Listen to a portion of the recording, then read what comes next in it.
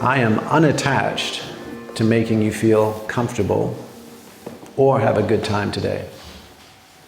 I am deeply committed to you being a resilient leader months and years from now.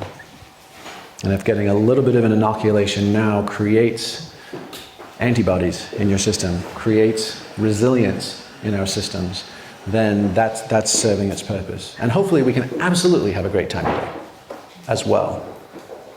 Right? And if Admiral Jim Stockdale was the highest ranking US naval prisoner of war in Vietnam, he actually realized when he was there, he said, you know what's really interesting?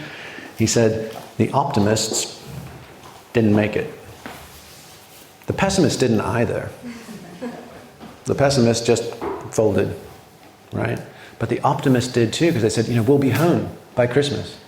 We'll be home by Easter. We'll be home by summer. And when those moments came and went, they had nothing left. And he actually gave rise to what he articulated as the Stockdale paradox, which is the idea that the true key to resilience as a leader, as a human, is to be ruthlessly realistic about short-term realities while remaining relentlessly optimistic about long-term possibility. So that's very much the page in the book we're in. So I hope that helps. Okay? All right. Eric, you had a thought. You had a comment earlier, yeah? Yeah. Thanks, Jeremy. Thanks, man. So yeah, just had a chat with Jamie over lunch. Because the morning set, and by the way, I know Jamie a number of years, we've collaborated on a few things. I have great amount of respect for Jamie and you know, his compassion and empathy for humanity. But the morning session actually really set off a lot of triggers in me. One of the ones toward the end was, I wasn't sure whether I walked into the right workshop.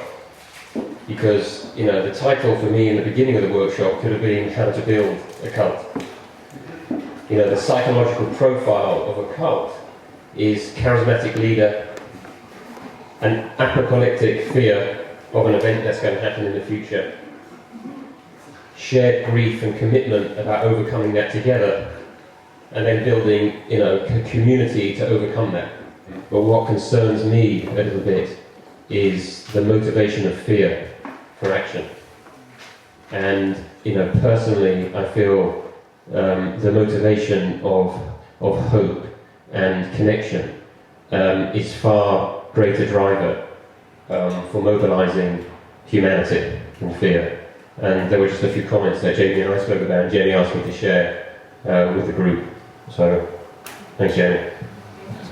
Thank you. Yeah. And I said, bloody hell, Eric, have you been looking at my agenda for the afternoon? Right? Because it's actually chapter and verse. This is not by accident, this is not by mistake. And I would encourage the, you know, trust in Allah, absolutely, and tie our camel. Right? The idea that Stockdale paradox, this is not an either or. That's what I meant about the operating system that has to be able to manage paradox, complexity, and contradiction. Otherwise you get stuck in false binaries and indecision. Absolutely hope for the long term. Absolutely. And the only chance we have to deliver on that promise beyond whistling past the graveyard, right, is to actually face what are our contingencies, what are the scenarios, what are the probabilities, and how do we prepare, right? So that's it. It's both. It's absolutely both. Okay, so with that said, folks, we're ready for part 2. Because everything, I forgot to build in animations, you're getting to see all my compelling points at once. Why on earth are we doing an ethical cult building workshop today on the verge of 2020? Well, 3 things. One is we have more access to more of these tools, right, to break down boundaries, to send people to the moon, to create the sort of pliability of the grief state. And to organize via digital media, social stuff, all these kind of things. So we've got all the socio-technologies that we've ever had. We've got more of them than we've ever had, intersecting with rising shared sense of urgency and what is known as a scatesthesia. which is basically a prevailing and persistent sense that we're all approaching the end of days, the eschaton. So put those two together, and you have a recipe for a massive, massive spike in cultic communities, millenarian end times gatherings.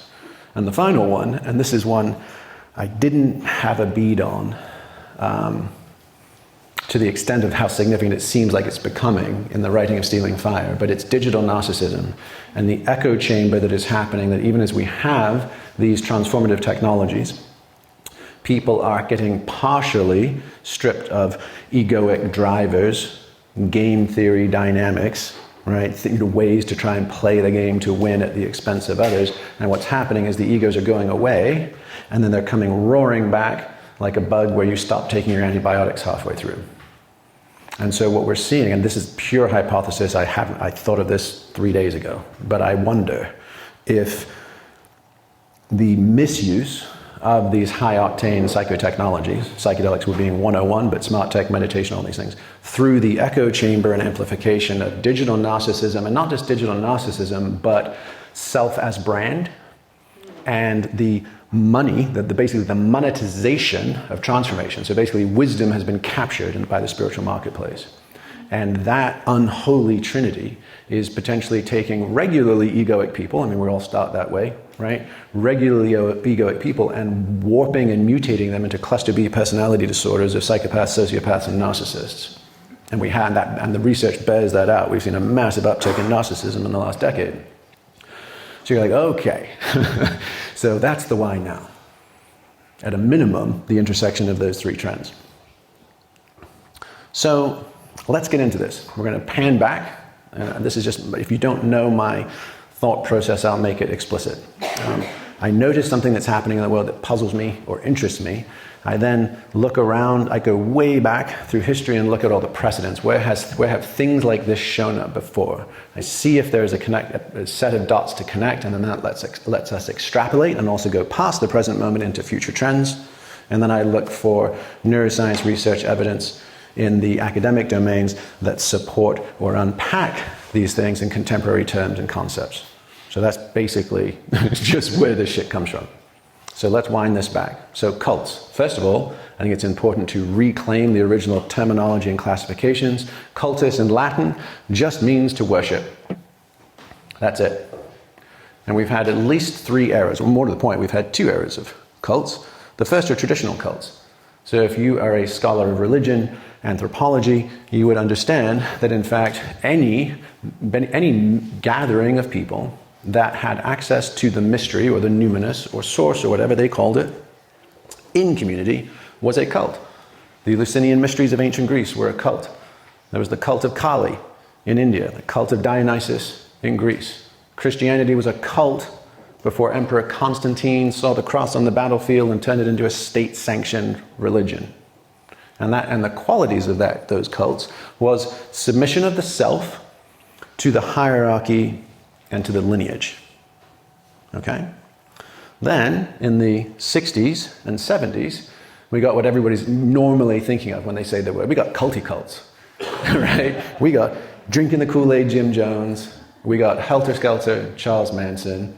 We got whatever the fuck Osho was, right? Although, by the way, I'm not sure Osho had the feet of clay. I haven't got a verdict on that. It sure as hell feels like things got sideways in the community.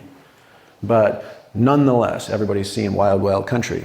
And that one, in Adi-Da, I mean, that is a very good example. If people aren't familiar with him, he's arguably one of the most potent realizers of that generation and also one of the most problematic. So it's not cut and dried, right? But that one was submission of the self, same drill, but to the guru. And the guru had almost always broken with lineage and tradition and precedent. So this was self-appointed god men and women. They say, bow down to me. I am the one, I can handle it. Now, obviously, we can't get in the Wayback Machine and go back to traditional cults. Not only are they no longer around, but they wouldn't fit our rationalist, individualist ethos and mentality today. But nor do we want to do the culty cults, right? Despite the fact that they seem to be bubbling up with shocking predictability these days, and I'm literally gobsmacked. I'm like, oh, you fucking kidding me? We've seen this movie. All right, and I'll share some thoughts about potentially why that's happening. But what we're looking for here is the evolution and the articulation of ethical cults. And ethical cults could be structurally different than the first two, because that is no longer subjugation of self to anyone, right? That is the honoring the sovereignty of the individual while creating conditions for co-creative emergence. So that's the jam. Like, that's the nut to crack. That's the opportunity of us here now, in this moment in time and culture. Okay? So I talked about the sort of potent psychotechnologies. They seem to show up in this space. So this is kind of what I've been thinking about. I've been thinking in this kind of shape or form for the last year or so about the drivers. And the drivers are ecstasis, peak experiences, catharsis, deep healing, leading to, well, we very rarely do those two things in isolation. So the moment where two or more are gathered, there we shall culti. All right, that's where things get sideways.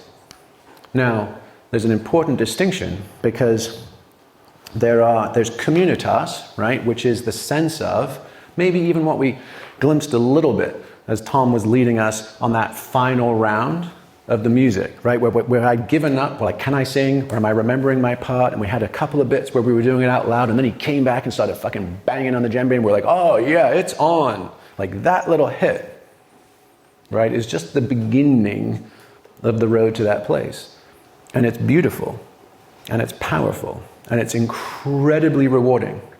Molly Crockett, who's at Oxford University, actually she was at Oxford, and she's I think just transferred to Yale.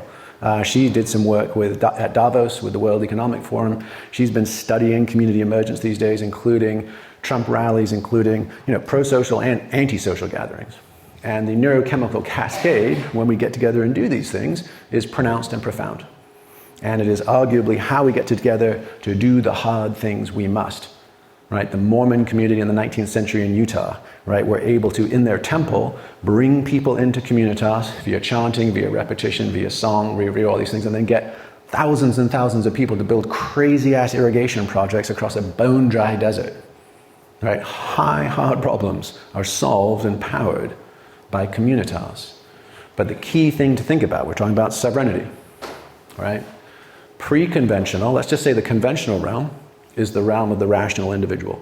We're all little bubbles bumping into each other. Occasionally we merge a little bit, and then we kind of pop back to our little bubble. Right? Communitas is where we merge.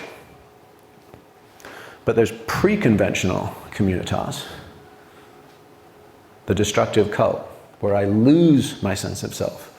I lose my agency.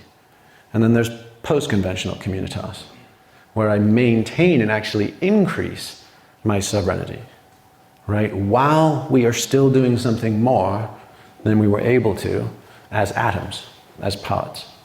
Okay, so it's really critical, because what we're going to see these days is it'll be like, oh, that's communitas? It is, but which kind?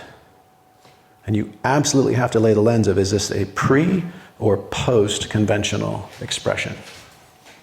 And many, many times, especially in the kind of non-rigorous New Age and personal growth communities, they can't fucking tell the difference from a hole in the head.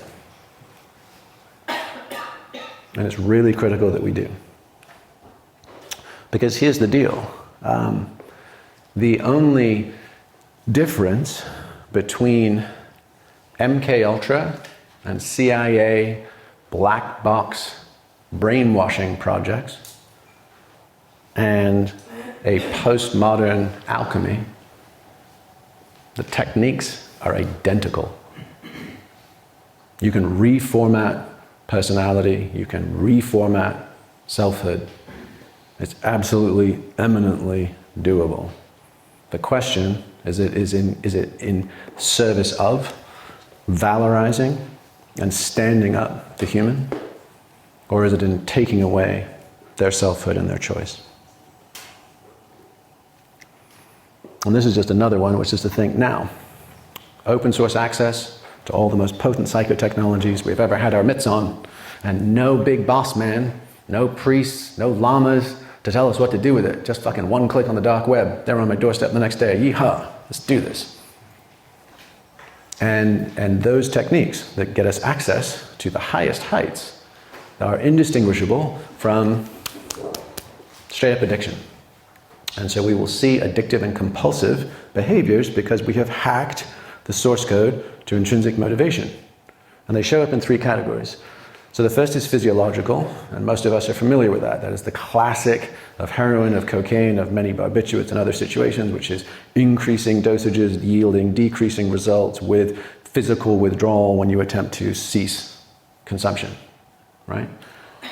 We're also probably familiar with the psychological addictions. In particular, this is all the more prevalent with the legalization and decriminalization of cannabis, right? Because you can go cold turkey from cannabis, and most people don't get the shivers and and the sweats and die.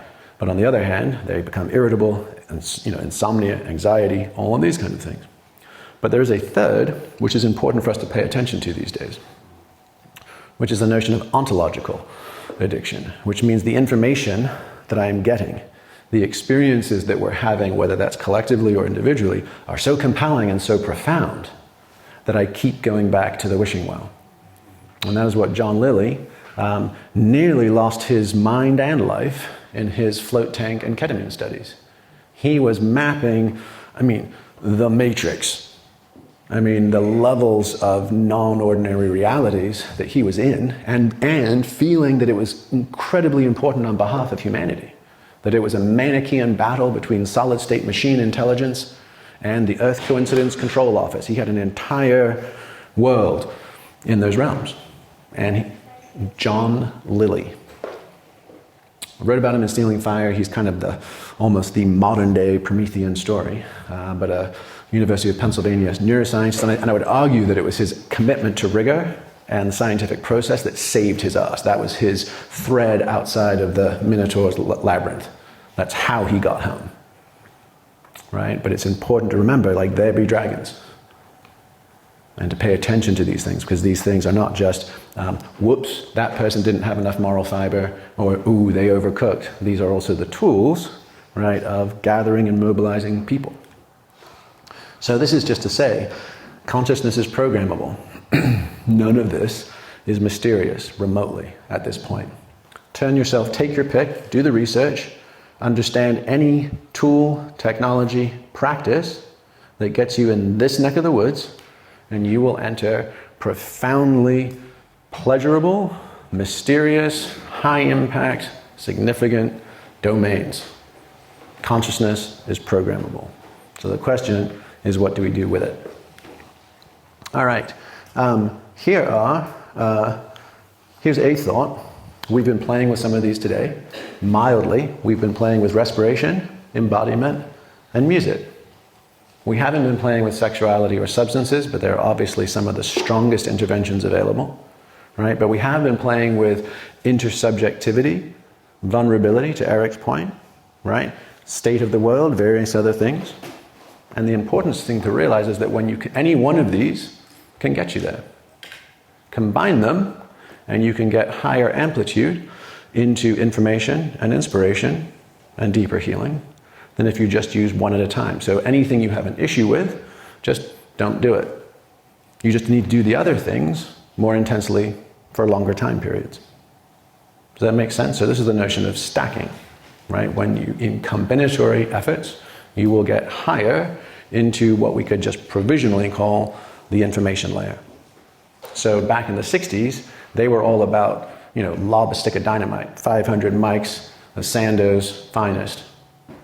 14 hours later, they will come back just blown to smithereens, wide open, right? Many of us don't have 14 hours, right? Or have the ability to take 6 months putting the pieces back together, right? When you engage in combinatory stacking, you can go, instead of for wavelength, 14 hours or 6 months, you can go for amplitude. How high do I get up into the information I need access to make use, and come back down? Lower body load, less impact on working lives, family commitments, et cetera, et cetera. Okay? but also the raw materials that every religion has used for time immemorial. Okay? So Carl guided us through a little bit of this in the beginning today, which is the notion of just like body scan. And Ria was constantly reminding us to come back to this stuff. This is the notion of this is interoception, which is to say, and actually Lisa Feldman Barrett, she is at Harvard Medical School and Northeastern University. She has just come out with a book that's kind of rocked the neuroscience world because it's turned on its head a lot of the understandings of emotions. And many of you, if you've seen TED Talks and things, there might, there's the sort of like micro muscles of the eyes and the face and this and that, and there's like 37 different decodable motions, and putting a couple together and filming them, you can tell exactly who's happy or sad or going to get divorced or that kind of thing. And Lisa's work is saying the exact opposite. She's like, not so fast. Most of those emotions are way more socially constructed than we think. Go to China and see if someone's happy. Are they beaming with a big toothy white grin like a Texan? Probably not. You get a Frenchie and they're probably like, maybe a little quiver of the lip, and that sarky humor. Hard to say, right? It depends. But what she said is, she said, really, we're only ever experiencing 4 things. That's it. 4 sensations, and it's interoception, not perception. It's in our guts. It's in our viscera. It's in our living system, and it's just 4 things. It's active or passive, and it's positive or negative. That's it. From there, from those quadrants, I'm like, which word resembling which emotion do I think is closest to this? Let me grab that one and say I'm happy, or I'm sad, or I'm bored, or I'm depressed. And then, because we're storytelling monkeys, right, now who's in my plot? Who's to praise or blame for that thing? Let me engage transactional analysis and start telling stories about it. So if we can actually get back into somatic awareness, we can realize the roots of this. Now, why did I take this seeming dogleg detour? Because we are tribal creatures. And when we get together around peak experiences and catharsis, and our boundaries soften or erode altogether, right? Something happens. And what happens is this. We can't tell the difference between sex, love, and communitas, love. For most of us, the only time we've interioceptively felt such strong emotions has been around physiological sexuality and arousal. And when we have somebody, and this gets to Eric's point, when somebody stands up front and connects the circuit, right, takes that role of what the Greeks call hierophant, right, which is literally sort of mediator of the sacred. We do one of 4 utterly predictable things. We want to follow them. We want to fuck them. We want to fight them, or we want to fear them. And that maps 1-to-1 with those quadrants, right? Active positive, want to get it on with them. Active passive, want to just follow him, look like a little puppy dog. Negative passive, fear him, holy shit, what's that? Big and I don't know what it is. Negative active, we got to take him out. And we've seen these movies. We've seen these movies 1,000 times. So instead of that, right, can we, instead of fuck, fight, fear or follow, can we feel? Can we feel it? Can we actually embrace and accept it ourselves? And I think I might have mentioned this on Thursday night, but Robert Johnson is a profound Jungian psychologist, and he has advanced the notion of the golden shadow. And the golden shadow is not our shadow, the shit we can't own because we're ashamed or embarrassed. It's our light that we can't hold, back to Jonah's complex and Maslow. So the golden shadow, when someone stands up and connects the circuit, and we all power up into communitas, and everybody boots up into higher selves, and it triggers one of those 4 things, it's because we're giving that person our gold. You are all that. I'm not. I couldn't be. You are so amazing, so eloquent, so powerful, so sexy, so cool, so woke, so. I'm not. No. So this is the move. As long as this is happening, we will never get to post-conventional communitas. That is just another sexier version of socially defined primate behavior. If we actually wake up and we're like, okay, man, fucking A, thank you, high five, let me share the love, right? We want fellow travelers, we don't want followers. So that's the game. And by the way, last time I tried this, which was the first time I tried this, I spent 2 days meticulously inoculating everyone around all of this stuff, and I was like, man, I think this is some of the most interesting shit that I have ever thought of in my life. I am so excited, it feels so clean, so symmetrical, like there's some real beauty here. And then we fucking did the mothership, we did some breath work, it was California, so everybody got to get looped on some high-grade cannabis, we did therapeutic oxygen, nitrous oxide, we had fucking badass LEDs, pumping sound system, and people lost their fucking minds. I mean, Eric was downright reasonable. People were like, I saw that, and the flower of life behind you, it looked like a cross, and you were wearing that fucking scarf, and I thought that was a vestment. I thought, oh dear God, what a genius fucking backdoor. This is the most culty cult of all cults. It's the one that's the meta one about them all the others. And I was like, oh, for fuck's sake. So here we go again. We hadn't even got to this part, and Eric was twigging on. So hence, the challenge, right? So, here's what I would propose.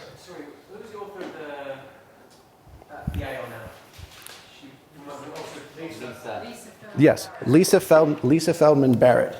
I'm going to be interviewing her for my next book, for this exact reason. Okay? I'll tell you what, I mean, so here's the toolkit. In fact, how did we get here? Let me just see. So, okay, somewhere there's a slide that's missing. But what we want to say is, okay, so we kind of got the why now. We've got the sort of known issues and the sort of deep social physics of the terrain we're trying to navigate, right? And what we propose is if meaning 1.0 was organized religion, and we're quite aware that that's been sort of collapsing, and there's this vacuum, right? How do we recreate the anthropological deep structures and use them skillfully? What is it, like an open source system, a toolkit, right? And for that toolkit, you probably need some basic things. You need a metaphysics. You need, like, how do we make sense of the mysto, of the high weirdness, as Eric Davis calls it, right? How do we make sense of the post-conventional? Because otherwise we're going to be making shit up. So we need a clean metaphysics. We also need an ethics. We need how ought one to live. We need sacraments. We need rituals of ecstasis and catharsis, of renewal, right? We also need some relationship to deity worship, because I mean, other than Sunday assembly that I'm aware of, right, they haven't really tried, they don't do so well. So how do we relate to archetypal expressions of both humanity and divinity, right? And if we have that toolkit, then we're like, okay, cool. Now we can either use that toolkit to go back and revitalize existing traditions that we're a part of, where our family, our nation, our community, whatever, or we can actually build new, evolving ones, right? So this would be just kind of the sort of, this is guerrilla anthropology, right? So the first is just post-conventional operating system. Here is a potential way to make sense of the deep weirdness. And this, I can't say this is research, this is literally somebody asked me in an interview, how do you fucking map and track right? All these realms? And I'm like, well, I guess it's this. And it's the first one is, how not to get lost in the multiverse. The first one is, actually that's not the first one. The first one is Pascal's wager. Right? So Blaise Pascal, the French mathematician, famously said, probably better for me to believe in God just in case. In case I die and get to heaven and he's there and I fucking blew it and it's a life of eternal damnation. So I'm just going to hedge and just say, yes, fingers crossed, I believe in him. So better to consider the outrageous on the off chance it's true. The next is Occam's razor, William of Occam, 12th century English monk. And he famously said, as most people know, right? I mean, the paraphrase is the simplest solution is usually the best. So don't engage in excessively baroque explanations of shit when a simpler one might suffice. Okay? And then the final, this one is a little less known but critical, and really what we were playing with this morning, which is Bayesian analysis from Bayes, the economist. And it's basically the idea of hard saying, not knowing, can't really tell from here. So what we're going to do is we're going to keep tabs on all the relevant factors, and we're going to dynamically update them over time and statistically weight them based on what we learn next. And if you play with that triangle, that's actually a remarkably good way to stay rational, stay discerning, but also have one foot, one toe in the misto, but without going completely rudderless. And we were talking with some of the engineers at Google X, right? Some of the smartest, most rational, materialist motherfuckers on the planet, all fucking go off to Burning Man, get acquainted with DMT. And they didn't know what to do between their hardcore rational materialism and the wacky of hyperspace. And they started buying into all kinds of things. And they started experiencing depression and agitation and antisocial tendencies. It was rocking them because there was no way for them to bridge the gaps, right, between their training and what they were brought up in and then what they were incontrovertibly experiencing. So this is a potential tool. So then the next is, when we move from the realm of something is exclusively true and I defend it, to realizing, there's sort of multiplicity of perspectives, right, which is where most of us are these days, that can regress into postmodern relativistic mush, right? And that's profoundly unsatisfying and absolutely crap for making tactical decisions. So a hopeful both and is to say, hey, the question is not what reality tunnel is the only one or the best one, right? I now have lots of reality tunnels, right? And I can go into and out of them as they are useful, okay? That doesn't mean that it's, not better or worse, it's just different, right? I can still bring judgment, I can still bring discernment to that, and the potential discernment, the filter of any given reality tunnel, because that was another thing that John Lilly said. He said, look, you actually have to commit to a state of consciousness or run the program. You actually have to commit to it in order for it to disclose the results it discloses. If you half-ass it, you will actually never know the truth that was in there. So how do we do that and still keep our footing on the balcony? Right? How do we bring discernment? So I think the simplest is, number one, is it internally consistent? It has a claim. If you do Vipassana, you will be a kinder, nicer, if you do Vipassana every day for 30 days, you will be a kinder, nicer person. Okay, cool, let me check. Does it deliver the result? If I do Pilates, I am supposed to be filled with life and integrated and aligned. Okay, neat. Does that actually help? Right? If I engage in psychoanalysis, right? Does it disclose the thing it claims to with a minimum of error messages and leftover remainders? Right? And the simplest is also, is it helpful? Is this a tool? Is this a way of being or thinking that actually adds to my life? And the final one is more aesthetics, right? But if it's helpful and it's consistently true, the odds are decent. There's going to be some symmetry to it. There's going to be some aesthetic beauty to it. So this has brought us just back to Plato 101, the good, the true, and the beautiful. So it doesn't mean have to be capital T, is it always and exclusively true? Simply, is it consistent and helpful and beautiful? And then that lets us have multiple ways of being. And we can tap in and tap out. Like, hey dear, I'm going down the rabbit hole. I'm going to an S&M dungeon. Okay. That's the rabbit hole, and you submit to that. Right? But I'm going to come back out, and I'm going to be a banker on Monday. Not that that's a cliche or anything, right? But it gives us flexible center and the ability to help people make sense of the otherwise deeply strange without telling excess bullshit stories about it. And one of the classics is that people who have access to ecstatic techniques of ecstasy will tell you to conduct the experiment. And this could be Wim Hof breathing, this could be a sexual practice, this could be a psychedelic practice. And because the practice is viscerally real, like it actually works, I shift state, they're like, see, and therefore our metaphysics is proven. And they fudge those two things. And that's massively problematic.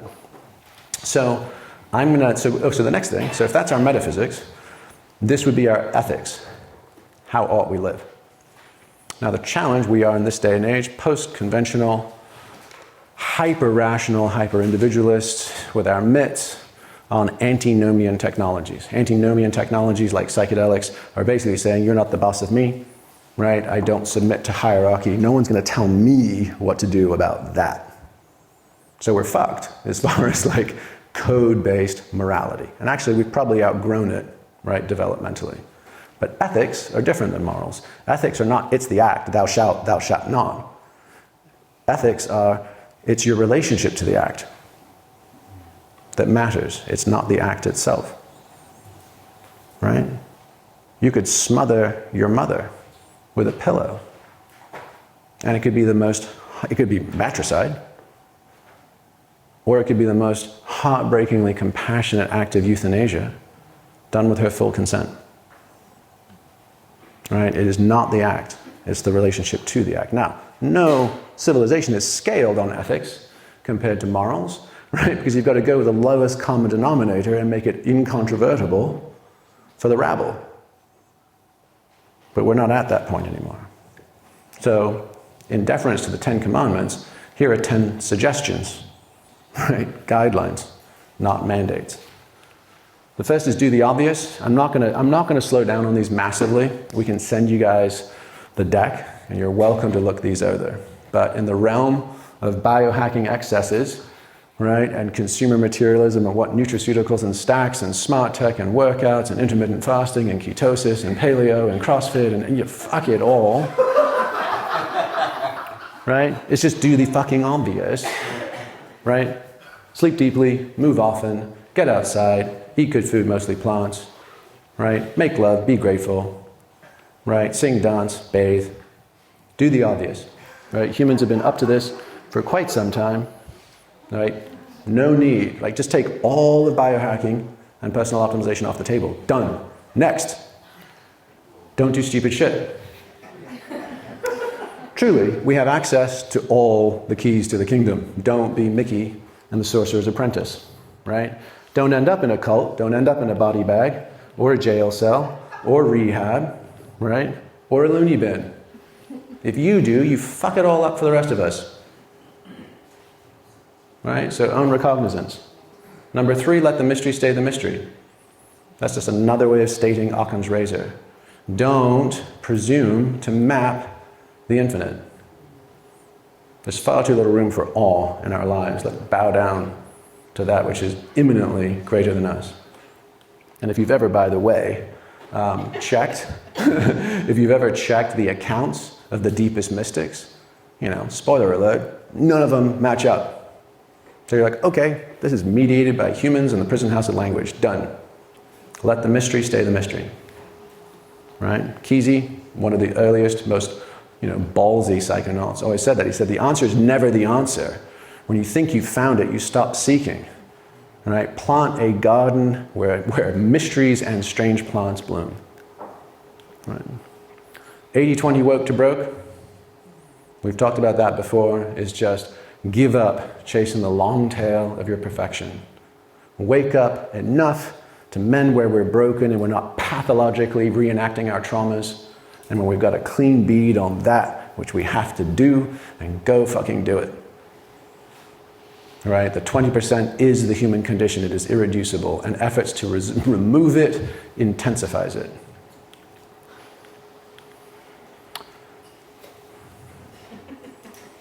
We don't need to fetishize how we got to now. If we're here, amen, everything is redeemed in the unfolding. Nothing needs to be said. Right? People carry that shit around like a suitcase from their first ayahuasca journey, trotting it out at the drop of their hat. Right? If you've ever had friends who have invested hundreds of thousands of dollars in their psychoanalysis, they seem to be so amazingly self-aware and yet still as trapped in those places as they ever were. Right? Love keeps no record of wrong, said St. Paul. That's it. If we find ourselves in the love, everything that got us here, I wouldn't trade for $1 million. Amen. Move on. Do the hard thing. Stoicism. Never lose the one. This is Tom. You can go anywhere you want musically, right? In fact, the further off the one you get, the funkier the jam is. And the more delightful it is when we come back and stick the fucking landing. Bam! It's true in action sports as well. Where's your or martial arts? Where's your hara, your center, your dantian? You can flip, spin, twist, right? You fucking stick the landing. Oh my God, look at that. Right? We can go anywhere we want, ontologically and metaphysically. But you got to make it back home. And you got to stay on time.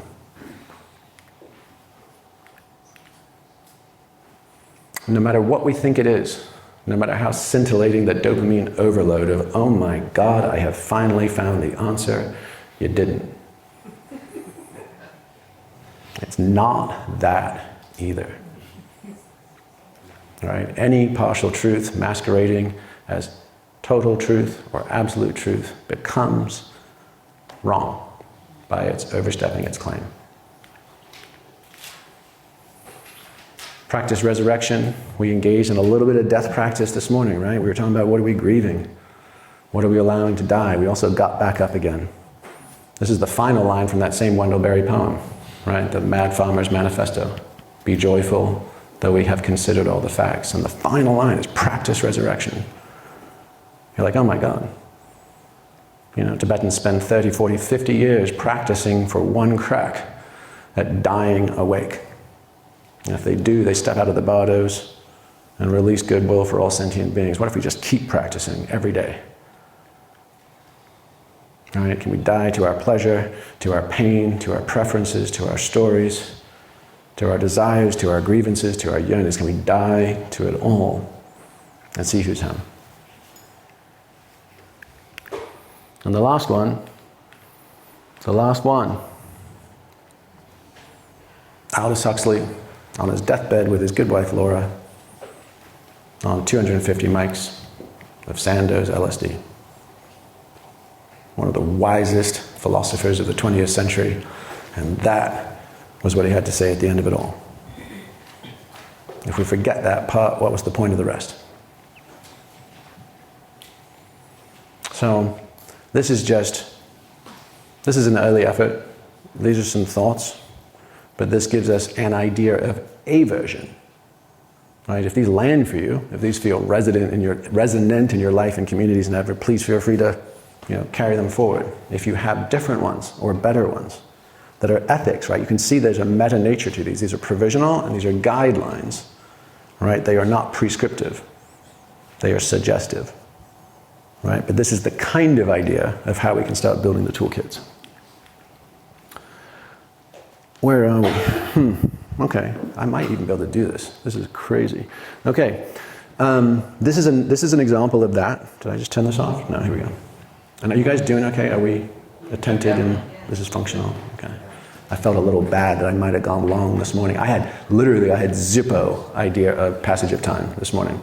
People were like, I think you went a little long, dude. I'm like, what? Last time I did that talk, it was 20 minutes long. So this is an unpacking of the metaphysics, right? So the Occam's razor is just how do we make sense of all of it. And by the way, that triangle of Occam, Pascal, and Bayes works equally for existential risk assessment as it does for 5-MeO DMT, right?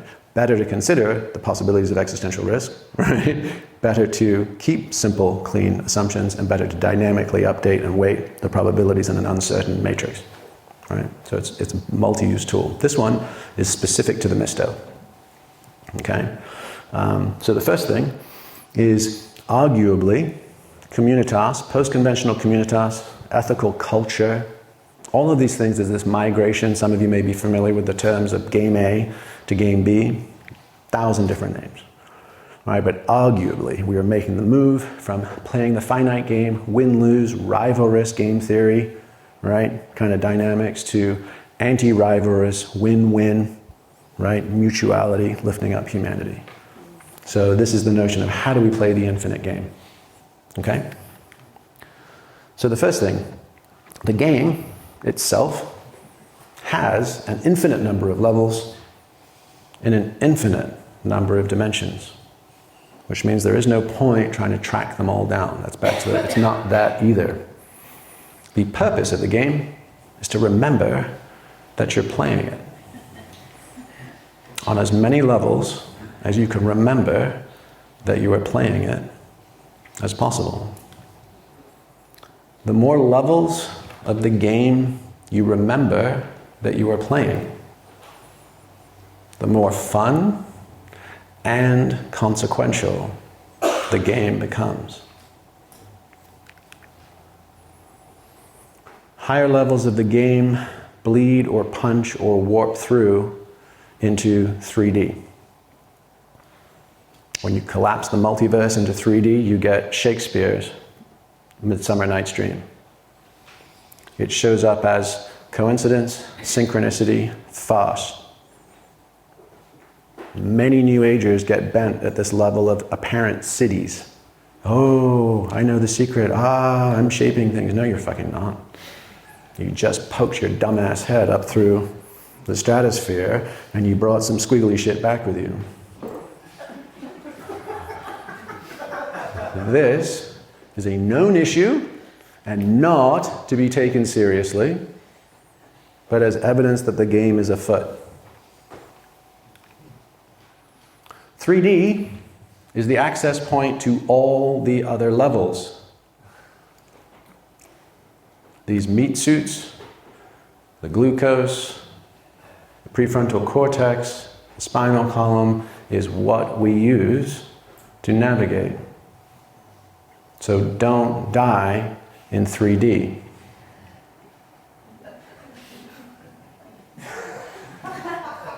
Like, until further notice, that part's required. And certainly for our loved ones.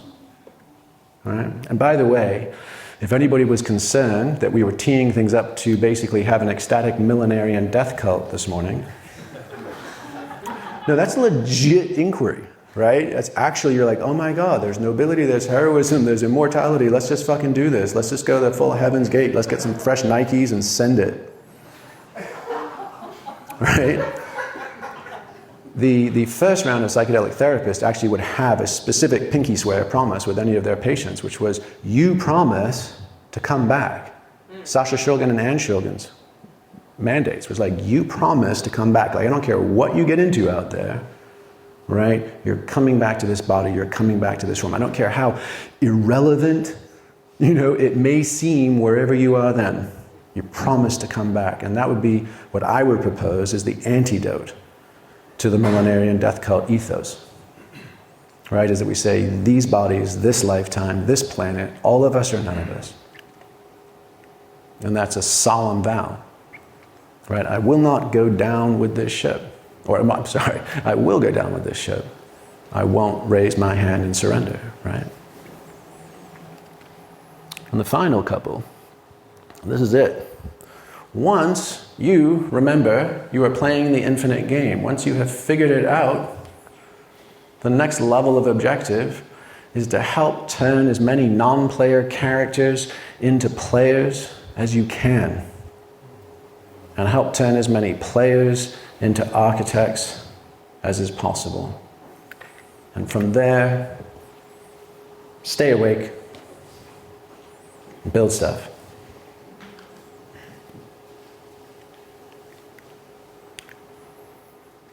All right, we did it.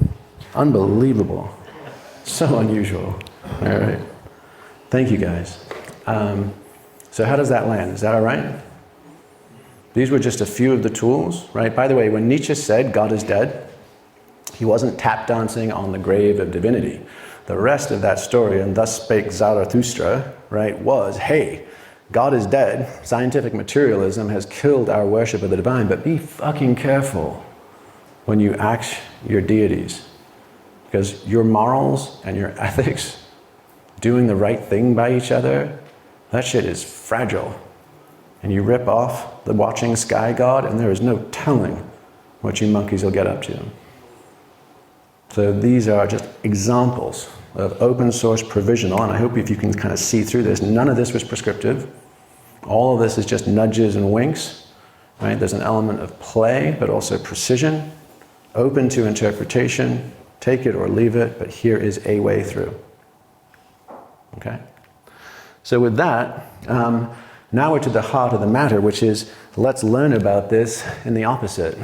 which is what are instances where these rules have been violated?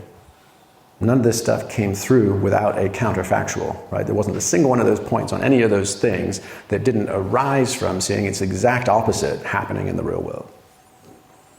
So what we have put together, and this was actually in extended dialogue with David and Ali and our friends Daniel Schmachtenberger and Jordan Hall and several other folks and contributors, which is just watching the space in the last few years and seeing the emergence of an awful lot of massively problematic communities of ecstasis and catharsis, and watching it all around the world. And we actually encountered what we have found is that our content has been getting weaponized by people on extremes, because we're not, dyed-in-the-wool lefties and we're critiquing the left, then zoop, you get co-opted by the alt-right, right? Because we're actually using language that might seem more reasonable, more compelling, more credible, because we have social signal and legibility, whatever it would be. You have people on the far left co-opting it and sounding as if they're doing the right things, even when under the rug they're flies in the ointment.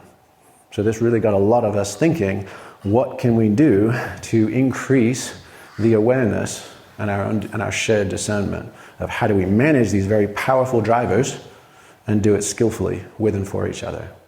Okay, so we've put together this. This is literally hot off the presses, both today and digitally this week. So you guys are the first folks to see this stuff, and Ria is going to lead us through the next hour, taking a look at it. It's a bit of an eye chart. The print is fairly small to fit it all on one page, but everybody gets a front and back one-pager to take back with you. And this is at least a rubric, not the only one by any stretch, but an initial rubric on how might we create a constellation or confederation of ethical culture communities of best practice. Okay? So that's it from me, guys. Thank you so much. And Ria's going to take it from here.